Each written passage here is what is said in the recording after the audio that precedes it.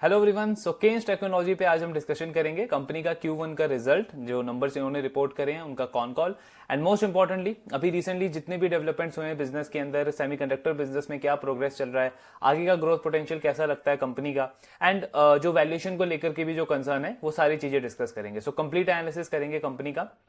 सबसे पहले कंपनी का बिजनेस मॉडल। इस कंपनी के जो प्रोमोटर हैं मिस्टर रमेश कुनिकनन, बैकग्राउंड से खुद ये इंजीनियर हैं। इंडिया में, जर्मनी में इन्होंने काम किया है इलेक्ट्रॉनिक मैन्युफैक्चरिंग इंडस्ट्री के अंदर। अराउंड 35 ईयर से भी ज्यादा का एक्सपीरियंस है इनको। सो इन्होंने 1988 में इस कंपनी को स्टार्ट किया था। एक स्मॉल वर्कशॉप से इन्होंने बिजनेस को स्टार्ट किया था। एंड स्टार्टिंग में कुछ जो इंडियन कंपनीज हैं उनको ये बेसिक पीसीबी असेंबली की सर्विस प्रोवाइड करती थी। आज अगर आप देखोगे तो काफी सारी बड़ी इंडियन कंपनीज, ग्लोबल कंपनीज को ये इलेक्ट्रॉनिक सर्विसेज, इलेक्ट्रॉनिक मैन्युफैक्चरिंग की सर्विसेज प्रोवाइड करते हैं। सो केन्स टेक्नोलॉजी का अगर हम रेवेन्यू मॉडल देखें ना, तो तीन मेन इनके रेवेन्यू के सोर्सेस हैं। पहला रेवेन्यू का सोर्स है कंपनी का पीसीबीए। पीसीबीए मतलब हो गया PCB assembly, printed circuit board assembly. Printed circuit board जो हम किसी भी इलेक्ट्रॉनिक डिवाइस के अंदर देख सकते हैं, चाहे मोबाइल हो, लैपटॉप हो, या इवन आपका जो टीवी का रिमोट है। सो कोई भी आप इलेक्ट्रॉनिक डिवाइस देखोगे आज के टाइम पे, सब में पीसीबी होता है, प्रिंटेड सर्किट बोर्ड होता है। केन्स टेक्नोलॉजी इसमें क्या करता है, अपने क्लाइंट की नीड के अकॉर्डिंग, उनके स्पेसिफिकेशन के अकॉर्डिंग कि एंड यूज कहां पे होना है उस पीसीबी का, प्रिंटेड सर्किट बोर्ड का, उसके अकॉर्डिंग उसकी असेंबली वगैरह करती है। मतलब बेसिकली एक इनको ब्लैंक ग्रीन कलर का वो बोर्ड मिलता है, फाइबर ग्लास का वो बोर्ड बना होता है। फाइबर ग्लास मतलब आप ऐसे समझ सकते हो, ग्लास के थ्रेड को यूज करके उसको, उस बोर्ड को बनाया जाता है। क्यों? बिकॉज एक तो वो हार्ड होता है, वेट उसका लाइट होता है, बट हार्ड होने की वजह से उसमें वो जो हीटिंग प्रोसेस होता है ना, जब सोल्डरिंग वगैरह की जाती है, फिर उसको काफी ज्यादा हीट एनवायरनमेंट में रखा जाता है, तो इससे वो खराब नहीं होता है, वो जो बोर्ड बना होता है फाइबर ग्लास का। प्लस इसके ऊपर से क्योंकि उसमें इलेक्ट्रिसिटी फ्लो नहीं करती है, तो वो जो चिप्स वगैरह जब आप उस पर इंस्टॉल करते हो तो उसमें शॉर्ट सर्किट होने का भी डर नहीं होता है। तो फाइबर ग्लास का इनको वो बोर्ड मिलता है जिसपे कॉपर की वो लाइंस वगैरह बनी होती है। देन अपने क्लाइंट के नीड के अकॉर्डिंग उसमें कंपनी जिस भी एंड प्रोडक्ट में वो यूज होना है, जो भी उनको स्पेसिफिकेशन प्रोवाइड की जाती है क्लाइंट की तरफ से, उसके अकॉर्डिंग उसमें वो चिप्स वगैरह इंस्टॉल करके अपने क्लाइंट को सप्लाई करती है। तो एक तरीके से एक वो जो खाली ब्लैंक बोर्ड होता है उसमें कंपनी वो सारी चीजें डालती है जो उस डिवाइस को एक तरीके से पूरा वो पावर देगा, पूरा वो एनर्जी देगा जो वो डिवाइस अच्छे से काम कर पाए। मतलब एक तरीके से उसका जो ब्रेन वर्क करेगा वो केन्स टेक्नोलॉजी मेक श्योर करता है अपने फैक्ट्रीज के अंदर वो सारा असेंबली वगैरह करके। तो ये है इनका पहला रेवेन्यू का सोर्स। दूसरा कंपनी का रेवेन्यू का सोर्स है बॉक्स बिल्ड। अब पीसीबी असेंबली क्या हो गया कि आपने वो ब्लैंक प्रिंटेड सर्किट बोर्ड लिया एंड उस पे आपने वो सर्किट्स वगैरह लगाए अपने क्लाइंट की नीड के अकॉर्डिंग, और उसको आपने क्लाइंट को सप्लाई कर दिया। बॉक्स बिल्ड का मतलब क्या हुआ, आप basically ready to use product जो है वो डिलीवर कर रहे हो अपने क्लाइंट को। एग्जांपल के लिए क्लाइंट ने इनको एक प्रिंटेड सर्किट बोर्ड जो है वो बताया कि मेरे को मोबाइल में यूज करना है। अब केन्स टेक्नोलॉजी क्या करेगा, वो पीसीबीए बनाएगा एंड उसके बाद उस मोबाइल के अंदर उसको इंस्टॉल करके पूरा वो मोबाइल जो है वो अपने क्लाइंट को सप्लाई करेगा। मतलब एक तरीके से पूरा रेडी टू यूज प्रोडक्ट जो है वो क्लाइंट को मिल गया। तो वो हो गया आपका बॉक्स बिल्ड वाला डिवीजन। और फिर कंपनी का तीसरा रेवेन्यू सोर्स आता है ओडीएम। ओडीएम मतलब कि ओरिजिनल डिजाइन मैन्युफैक्चरिंग, यानी कि यहां पे आप क्लाइंट के लिए ना as a second brain act कर रहे हो। अब पहले के प्रोडक्ट्स और सर्विसेज में क्या हो रहा है कि क्लाइंट आपको पूरा स्पेसिफिकेशन बता रहा है कि मुझे इस डिजाइन का चाहिए, यहां पे यूज होगा, इतना स्पेसिफिकेशन होना चाहिए, ये सारा चीज आपको क्लाइंट बता रहा है। लेकिन इस वाले प्रोसेस में, ओडीएम वाले प्रोसेस में, आप as a second brain act कर रहे हो अपने क्लाइंट के लिए। तो प्रोडक्ट का जो पूरा कंप्लीट लाइफ साइकिल है ना, उस पर आपका कंट्रोल काफी अच्छा आ जाता है। मतलब आपको ज्यादा उसमें वैल्यू ऐड करने को मिलता है उस वाले केस में, ओडीएम वाले केस में। तो डेफिनेटली आपके जो मार्जिन होते हैं वो ओडीएम में बेटर होते हैं इन कंपैरिजन टू पीसीबीए या बॉक्स बिल्ड वाला बिजनेस हो गया। तो ये तीन मेन रेवेन्यू के सोर्सेस हैं केन्स टेक्नोलॉजी के। अब अगर आप सेक्टर वाइज देखोगे तो काफी अच्छा डाइवर्सिफिकेशन है। लाइक कंपनी ऑटोमोटिव सेक्टर के अंदर है, इंडस्ट्रियल सेक्टर के अंदर है, इंडस्ट्रियल में स्मार्ट मीटर भी आता है, ईवी भी आता है। देन इसके अलावा कंपनी एरोस्पेस के अंदर डिलीवर करती है, डिफेंस के अंदर काम करती है, रेलवे के अंदर काम करती है, आईटी आईओटी सेक्टर के अंदर काम करती है। सो काफी डाइवर्सिफाइड इनका सेक्टर वाइज एक्सपोजर है। तो इससे क्या होता है कि कॉन्सेंट्रेशन रिस्क काफी कम हो जाता है कंपनी के ऊपर से। तो ये पूरा कंप्लीट बिजनेस मॉडल है कंपनी का। अभी सबसे पहले देखते हैं कि इन्होंने Q1 में नंबर्स कैसे रिपोर्ट करे हैं, रिजल्ट कैसे आए हैं ओवरऑल कंपनी के। सबसे पहले तो ऑर्डर बुक अगर आप देखोगे कंपनी का तो 7400 करोड़ के आसपास का ऑर्डर बुक है। एंड लास्ट ईयर के कंपैरिजन में 47-48% की ग्रोथ है कंपनी के ऑर्डर बुक के अंदर। अभी ये जो ऑर्डर बुक आप देख रहे हो ना 7400 करोड़ का, इसका एग्जीक्यूशन पीरियड अराउंड 18 मंथ से 24 मंथ्स का है, यानी कि अगले 1.5 से 2 साल का रेवेन्यू की विजिबिलिटी आपको दिख रही है कंपनी के ऑर्डर बुक के अंदर। लेकिन इसके अलावा एक और चीज क्या है, इनकी मैनेजमेंट क्या बोलती है कि ये जो ऑर्डर बुक है ना, ये तो हम आपको मतलब बहुत कंजर्वेटिव बेसिस पे एक तरीके से शो कर रहे हैं। एक्चुअल ऑर्डर बुक कंपनी का इससे भी ज्यादा होता है, बिकॉज कई क्लाइंट्स जो कंपनी न्यूली ऑनबोर्ड करती है या फिर एग्जिस्टिंग क्लाइंट कंपनी और नए प्रोडक्ट्स के लिए जब उनको ऑनबोर्ड करती है, तो इनिशियली जो क्लाइंट्स है ना, वो एक तरीके से पायलट ऑर्डर देता है या कुछ इनको सैंपल ऑर्डर देगा किसी एक स्पेसिफिक प्रोडक्ट के लिए, एंड उसके बाद धीरे धीरे वो ऑर्डर बुक जो है इंक्रीज करता है इनके साथ में। तो वो वाला पार्ट कंपनी इसमें ऐड नहीं करती है। इसमें कंपनी जो पूरा कमर्शियल ऑर्डर मिल गया है किसी क्लाइंट से, सिर्फ वही पार्ट ऑर्डर शो करती है। तो मतलब एक तरीके से ये आपको कंजर्वेटिव व्यू दे रहे हैं अपने ऑर्डर बुक का भी, और उसमें भी हमको 47-48% की ग्रोथ देखने को मिल रही है YoY लेवल पे। देन रेवेन्यू अगर आप देखोगे तो उसमें 34% की ग्रोथ है। अब एक तरीके से आप बोल सकते हो कि गाइडेंस को इन्होंने मिस किया है, बिकॉज इनका पूरे साल का गाइडेंस है अराउंड 63-64% की ग्रोथ का, तो उसके कंपैरिजन में इन्होंने 34% से ग्रो किया Q1 के अंदर। अब इसके पीछे का क्या रीजन था, आगे की विजिबिलिटी क्या है, वो भी हम इनके कॉन कॉल में समझेंगे। इबिट्टा में बहुत अच्छी ग्रोथ है, 69% की ग्रोथ है, एंड उसका रीजन है कंपनी के मार्जिन बहुत अच्छे से इंप्रूव हुए हैं। मतलब आप देखोगे तो ऑलमोस्ट 350 बेसिस पॉइंट यानी कि 3.5% से कंपनी के इबिट्टा मार्जिन इंप्रूव हुए हैं। इसीलिए आपको दिखेगा पैट में भी 47% की ग्रोथ देखने को मिली है। तो रेवेन्यू ग्रोथ 34% है, टेक्निकली बोल सकते हैं गाइडेंस मिस किया है, लेकिन मार्जिन के फ्रंट पे, प्रॉफिटेबिलिटी के फ्रंट पे काफी अच्छा ग्रोथ इन्होंने डिलीवर करा है। एक जो कंसर्न आप देखते हो इनके बिजनेस के अंदर, वो आपको दिखता है इनके रिटर्न रेशियोज में। ROE वैसे ही कंपनी का लो है, ROCE जो पहले कंपनी का 19-20% तक होता था, अभी आप देखोगे ये भी पीछे की तरफ जा रहा है। अब इसका रीजन क्या है, सबसे पहला रीजन आपको लो ROE का दिखेगा वर्किंग कैपिटल डेज में। कंपनी का वर्किंग कैपिटल डेज काफी ज्यादा है, 132 वर्किंग कैपिटल डेज है, यानी कि बिजनेस में टेक्निकली जो कैश है वो काफी लेट आता है, और आप ग्रो कर रहे हो 50-60% पे। तो इतने हाई पेस पे ग्रो करने के लिए आपको ऑफकोर्स फंडिंग चाहिए। अब आप या तो डेट लोगे या इक्विटी डाइल्यूट करोगे। तो इन्होंने अभी रिसेंटली आप 1.5-2 साल के अंदर देखोगे ना, तो काफी सारे QIPs करे हैं, यानी इक्विटी डाइल्यूट हुई है, जिसकी वजह से इक्विटी का बेस बढ़ गया है और आपका ROE का नंबर लो हो गया है काफी।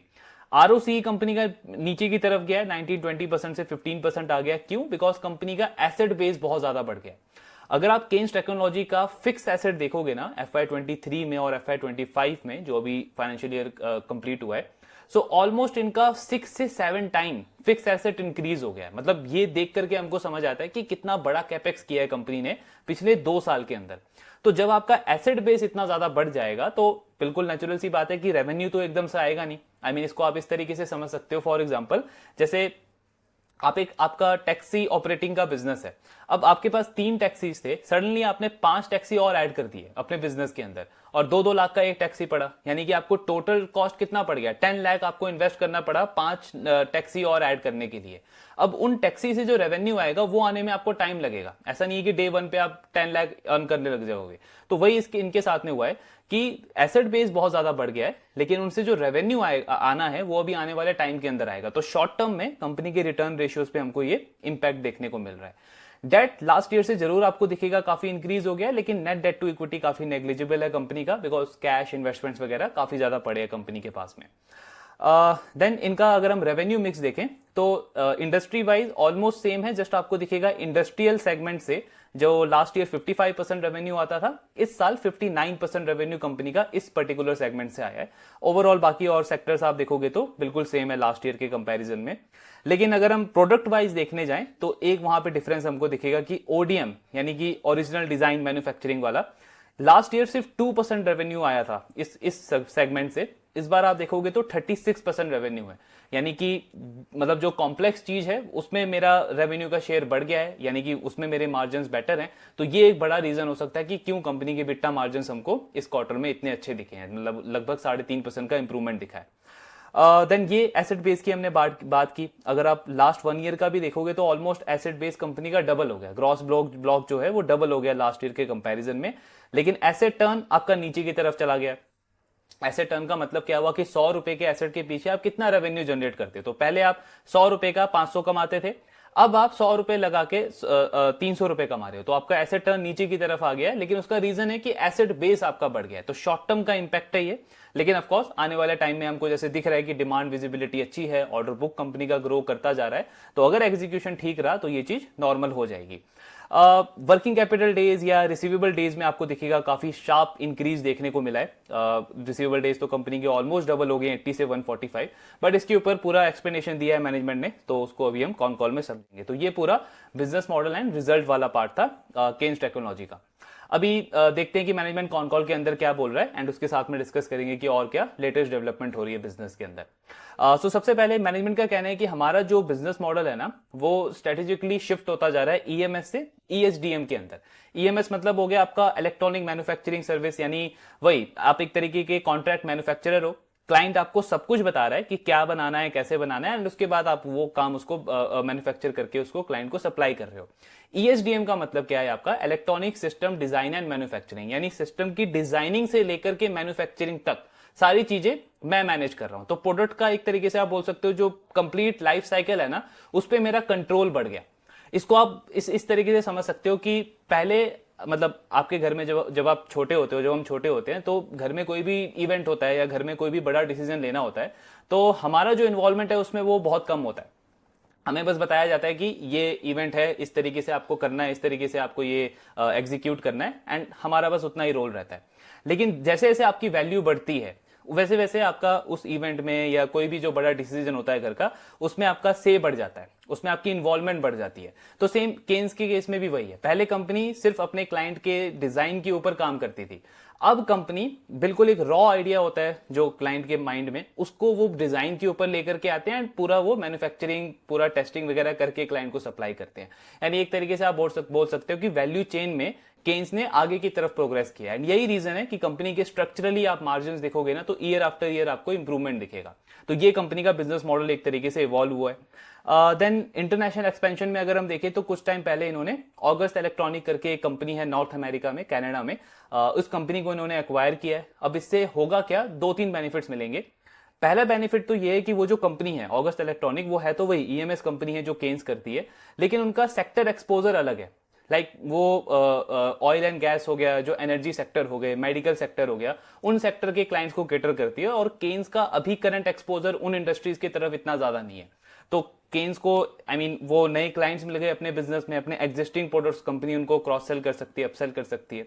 प्लस ये जो ऑगस्ट इलेक्ट्रॉनिक है, इनके जो और जो प्रोडक्ट सर्विसेज वगैरह हैं, ये कंपनी अपने खुद के एग्जिस्टिंग जो क्लाइंट्स हैं इनके केन्स के बिजनेस में, उनको क्रॉस सेल अपसेल कर सकती है। तो ये एक तरीके से वैल्यू एक्रेटिव एक्विजिशन है कंपनी के लिए, तो ये एक्विजिशन किया है कंपनी ने। देन इनके बाद दो जो इनकी फैसिलिटी आने वाली है, एक तो ओसैट फैसिलिटी कंपनी की सेमीकंडक्टर की। अभी लेटेस्ट अपडेट अगर आप उस पर देखोगे तो कंपनी का टेस्टिंग फेज चल रहा है, मतलब वहां पे प्रोडक्शन स्टार्ट हो गया, लेकिन कमर्शियल प्रोडक्शन नहीं है, एक तरीके से पायलट प्रोडक्शन आप बोल सकते हो कंपनी का स्टार्ट हो चुका है इस प्लांट के अंदर। Q4 के अंदर इनका कहना है, मतलब दिसंबर जनवरी से कमर्शियल प्रोडक्शन इस प्लांट के अंदर कंपनी स्टार्ट कर देगी। फिर दूसरा है आपका HDI पीसीबी का प्लांट कंपनी चेन्नई के अंदर बना रही है। 1400 करोड़ का टोटल कैपेक्स है कंपनी का। अभी तक केन्स क्या करता था, पीसीबी असेंबली करता था, मतलब बेयर बोर्ड पीसीबी या बाहर से लेते थे और उस पर असेंबली वगैरह करके देते थे। अब कंपनी क्या कर रही है, एक तरीके से बैकवर्ड इंटीग्रेशन कर रही है, पीसीबी खुद मैन्युफैक्चर करेगी इन हाउस एंड उस पर कंपनी असेंबली वगैरह करेगी, यानी ये भी एक तरीके से मार्जिन एक्रेटिव होगा आपका। तो ये वाला भी कंपनी कह रही है कि जनवरी 2026 से ना जो ऑपरेशनल पार्ट है इसका वो रेडी हो जाएगा। देन कवच डेवलपमेंट प्रोग्राम जो है हमारी इंडियन रेलवे का, उसमें भी कंपनी कह रही है कि पायलट प्रोजेक्ट हमारा चल रहा है एंड बहुत जल्दी उसमें भी हमारा बिजनेस जो है वो आना स्टार्ट हो जाएगा। तो ये इनके कुछ लेटेस्ट डेवलपमेंट्स हैं। देन गाइडेंस वाला पार्ट, कि गाइडेंस है आपका 64-65% की ग्रोथ का, और आपने Q1 में किया है अराउंड 34%। सो मैनेजमेंट का कहना है कि अगर आप हमारा पूरा रेवेन्यू गाइडेंस देखोगे ना, तो 4500 करोड़ अप्रोक्सीमेटली हमारा गाइडेंस है फॉर FY26। अभी लास्ट ईयर कंपनी ने किया था 2720 करोड़ के आसपास। इस 4500 करोड़ में मैनेजमेंट कह रहा है कि 4250 करोड़ यानी कि 4250 करोड़ जो है वो हमारा हम टारगेट कर रहे हैं खुद के बिजनेस से, खुद का जो इनका ईएमएस का बिजनेस है उससे 4250 कंपनी टारगेट कर रही है। 175 करोड़ ये टारगेट कर रहे हैं ऑगस्ट इलेक्ट्रॉनिक, ये जो कंपनी उन्होंने एक्वायर करी है कनाडा की, and 100 crore company revenue target कर रही है ओसैट वाले बिजनेस से, जो सेमीकंडक्टर का बिजनेस कंपनी का Q4 में ऑपरेशनलाइज होगा, 100 करोड़ कंपनी वहां से प्लान कर रही है। अभी Q1 में टेक्निकली लग सकता है कि गाइडेंस इन्होंने मिस किया है, लेकिन फुल ईयर के लिए मैनेजमेंट अभी भी कॉन्फिडेंट है कि ये रेवेन्यू गाइडेंस को अचीव कर लेंगे। क्यों कॉन्फिडेंट है? बिकॉज इनका कहना है कि Q2 में जो ये क्वार्टर अभी चल रहा है आपका, सितंबर लास्ट मंथ है, इसमें कंपनी कह रही है मंथ ऑन मंथ हमको जो ऑर्डर देखने को मिला है, ऑर्डर एग्जीक्यूशन देखने को मिला है, वो हर एक मंथ में बहुत अच्छे ग्रोथ में देखने को मिला है प्रीवियस मंथ के कंपैरिजन में। एग्जांपल है, मतलब एग्जांपल से अगर आप समझो तो मई जो है वो आपका अप्रैल से बेटर गया है, जून आपका मई से बेटर गया है, जुलाई आपका जून से बेटर गया और अगस्त आपका जुलाई से बेटर जा रहा है। तो ये मैनेजमेंट को कॉन्फिडेंस दे रहा है और उन्होंने नंबर भी बताया है कि Q2 में अराउंड 1000 करोड़ का रेवेन्यू ये टारगेट कर रहे हैं। इसका मतलब क्या हुआ कि YOY लेवल पे ऑलमोस्ट 75 से 80% का ग्रोथ कंपनी कर सकती है Q2 के अंदर, बिकॉज लास्ट ईयर Q2 में कंपनी का अराउंड 570 करोड़ का रेवेन्यू था। तो 570 करोड़ से अगर आप 1000 करोड़ का रेवेन्यू टारगेट कर रहे हो इस साल Q2 के अंदर, तो मतलब टेक्निकली आप 75 से 80% का ग्रोथ प्लान कर रहे हो इस क्वार्टर के अंदर। फिर Q3 इस कंपनी का और बेटर होता है और Q4 तो वैसे ही इस कंपनी के लिए सबसे बेटर होता है। तो मतलब ऑन ट्रैक है बिल्कुल कंपनी अपने 4500 करोड़ के गाइडेंस को अचीव करने के लिए। देन मार्जिन्स का इनका गाइडेंस था पूरे साल का कि 50 से 100 बेसिस पॉइंट का इंप्रूवमेंट होगा। Q1 में 16.8% का मार्जिन है, पिछले पूरे साल में 15% का मार्जिन था FY25 में। अभी मैनेजमेंट क्या बोल रहा है कि ये जो करंट मार्जिन प्रोफाइल है ना, ये हम इतना कॉन्फिडेंट है कि अगर ये यहां से इंप्रूव नहीं होगा तो एटलीस्ट ये मार्जिन प्रोफाइल हमारा सस्टेन रहेगा आने वाले तीनों क्वार्टर्स के अंदर। इसका मतलब क्या है कि इबिटा मार्जिन्स कंपनी के मोस्ट लाइकली 16 to 17% के बीच में रह सकते हैं पूरे FY26 के अंदर। तो मार्जिन पे भी काफी अच्छा गाइडेंस है कंपनी का। कैश फ्लो का प्रॉब्लम है, वर्किंग कैपिटल डेज का प्रॉब्लम है, रिसीवेबल का प्रॉब्लम है। तो working capital days, receivable, cash flow सारे चीजें इंटरलिंक्ड है। अभी इनका रिसीवेबल का जो हमने प्रॉब्लम देखा ना कि 80 से 145 डेज हो गया कंपनी का टोटल रिसीवेबल डेज, इसका मेन रीजन है इन्होंने स्मार्ट मीटर इंडस्ट्री के अंदर ना एक कंपनी को एक्वायर किया था लास्ट ईयर या लास्ट टू लास्ट ईयर, एक कंपनी को एक्वायर किया था। तो वो जो कंपनी है उनका उनके क्लाइंट के साथ में जो पेमेंट टर्म्स है ना वो थोड़ा सा खराब है, मतलब थोड़ा सा डिले पेमेंट टर्म्स है। अब क्योंकि केन्स ने उस कंपनी को एक्वायर किया है तो इनका ऑब्लिगेशन बन गया उस पेमेंट टर्म्स को फुलफिल करना, तो उसकी वजह से कंपनी के रिसीवेबल डेज सडनली इतने बढ़ गए हैं। इसमें मैनेजमेंट क्या कह रहा है कि हम बहुत जल्दी प्रोबेबली Q2 या Q3 तक ये मेक श्योर कर रहे हैं कि ये जो पार्ट है इसका हम सॉल्यूशन निकाल लें, यानी कि इसको या तो हम बिल डिस्काउंटिंग करने किसी बैंक को या किसी NBFC को हम इसको सेल कर दें। सो ये सारी चीजों को लेकर के मैनेजमेंट श्योर है कि by the end of FY26 मतलब इसको ये रिजॉल्व कर लेंगे और कंपनी का नेट वर्किंग कैपिटल डेज जो है ना वो 70 डेज में आ जाएगा। अभी कितना है, अराउंड 132 133, और फाइनेंशियल ईयर के एंड तक ये 70 डेज तक लाने का इसको प्लान कर रहे हैं। तो काफी अच्छा इंप्रूवमेंट ये टारगेट कर रहे हैं और इसीलिए कंपनी कह रही है कि कैश फ्लो हमारा इस बार सिर्फ पॉजिटिव ही नहीं रहेगा बल्कि काफी हेल्दी कैश फ्लो हम जनरेट करेंगे FY26 के अंदर। तो तीनों पार्ट पे काफी अच्छा गाइडेंस है, यानी ग्रोथ तो अच्छा रहेगा ही, मार्जिन भी अच्छे रहेंगे, प्रॉफिटेबिलिटी इंप्रूव होगी, लेकिन साथ में जो आपके फंडामेंटल्स हैं, कैश फ्लो हो गया आपका, उसमें भी बहुत अच्छा इंप्रूवमेंट हमको देखने को मिलेगा। तो ये इनका गाइडेंस है।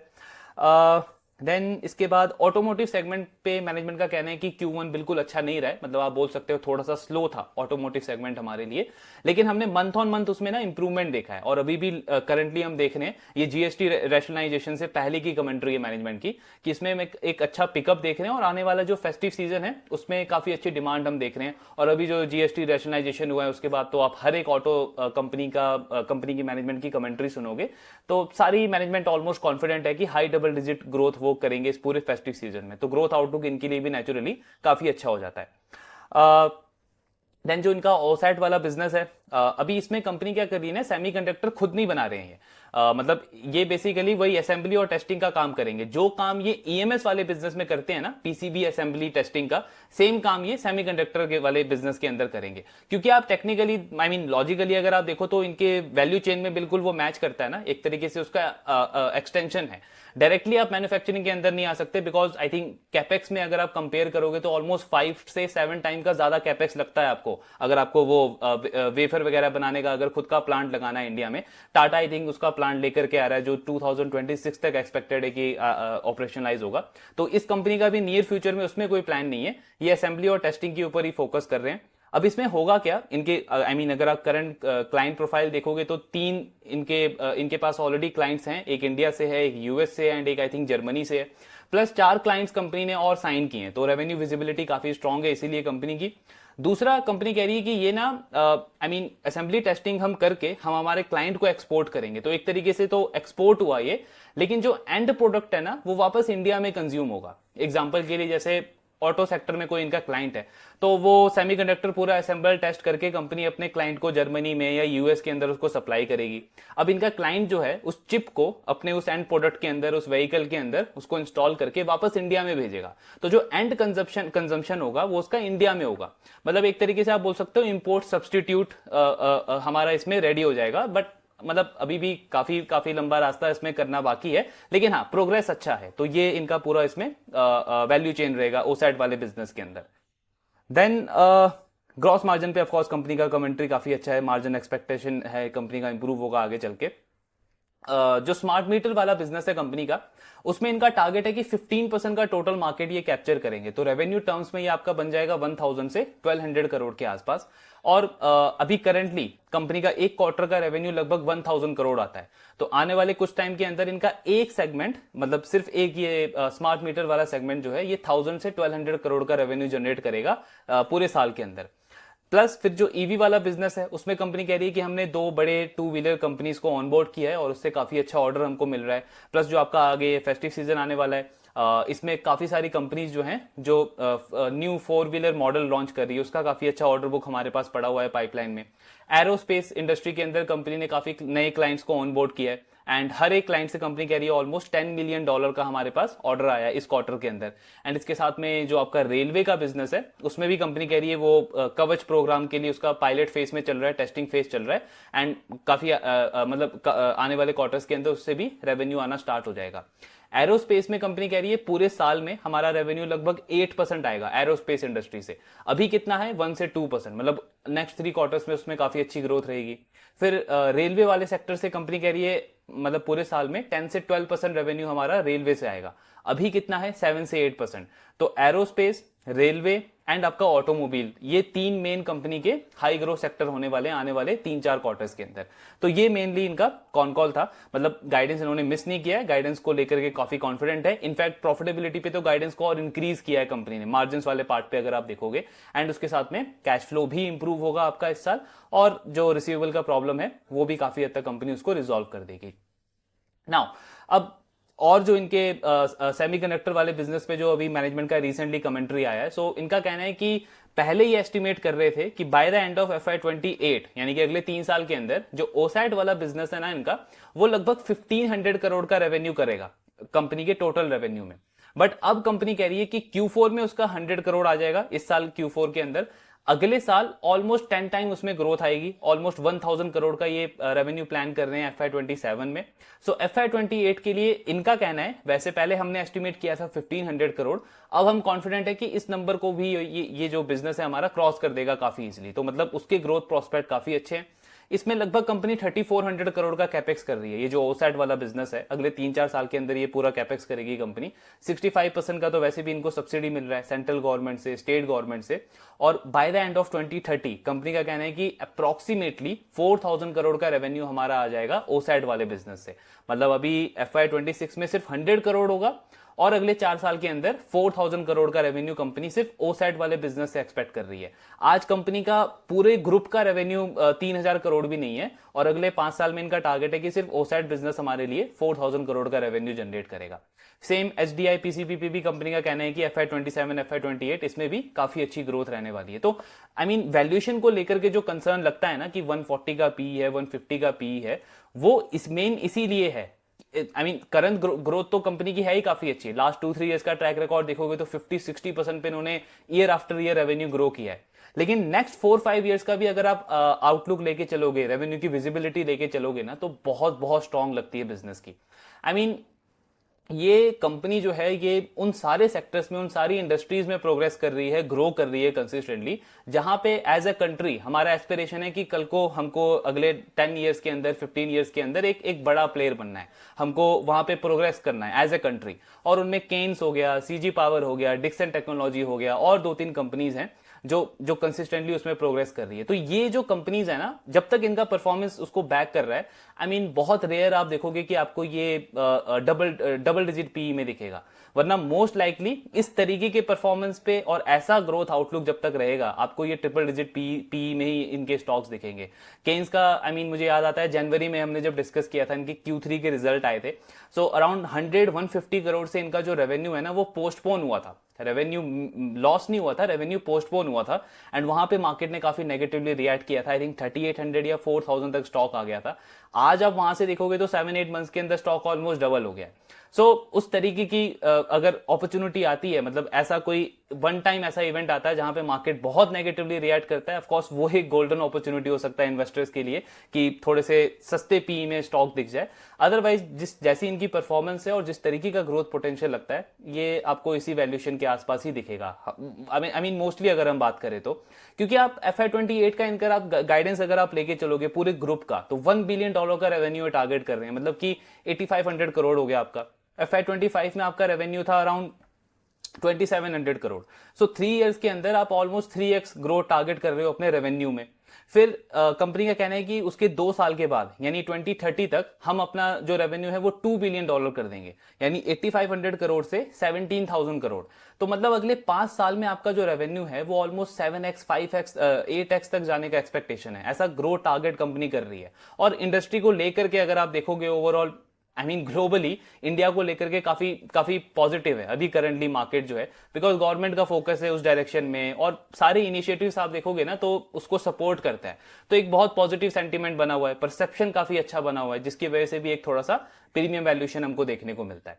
सो वही चीज है केन्स के ऊपर। अभी आई मीन इसको इन्वेस्टर के ऊपर एक्चुअली डिपेंड करता है कि एज ए रिटेल इन्वेस्टर मैं कैसा फील करता हूं कि क्या मुझे इसमें पार्टिसिपेट करना ही है एट एनी कॉस्ट, एंड उसके साथ में क्या मेरे पोर्टफोलियो में वो स्कोप है, क्या मैं इसको प्ले कर सकता हूं एक नॉर्मल एलोकेशन लेकर के, एक छोटा एलोकेशन लेकर के, वो अगेन इन्वेस्टर की चॉइस है।